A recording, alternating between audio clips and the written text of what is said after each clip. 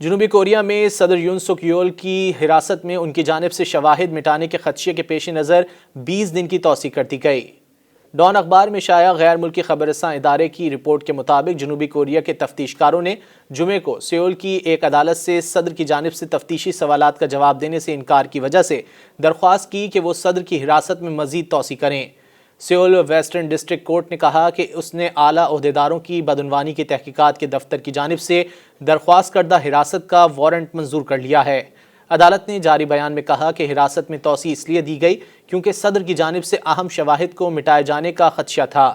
اس نئے وارنٹ کے تحت یون سک یول کو 20 دن تک مزید حراست میں رکھا جا سکتا ہے۔ CIO نے ایک بیان میں کہا زیر حراست صدر سے قانونی تقاضوں کو مد نظر رکھتے ہوئے تفتیش کی جائے گی۔ دوسری جانب جنوبی کوریا کی سرکاری خبر رساں ایجنسی یونہاپ کے مطابق حراست میں توسیع کے بعد صدر یون کے بعض حامیوں نے رات 3 بجے کے قریب عدالت پر دھاوا بولا، املاک کو نقصان پہنچایا اور پولیس اہلکاروں کو تشدد کا نشانہ بنایا۔ ان مناظر کو براہ راست TV پر بھی دکھایا گیا۔ پولیس اہلکار عمارت کے اندر موجود مظاہرین کے ساتھ مزاحمت کرتے ہوئے بھی دکھائی دیے۔ جنوبی کوریا کے صدر یون سک یول کو مارشل لاء کی ناکام کوشش کے بعد بغاوت کے الزام میں بدھ کے روز گرفتار کیا تھا۔ صدر یون کی گرفتاری کے موقع پر پولیس اور صدر یون کے حامیوں کے درمیان جھڑپیں ہوئی تھیں۔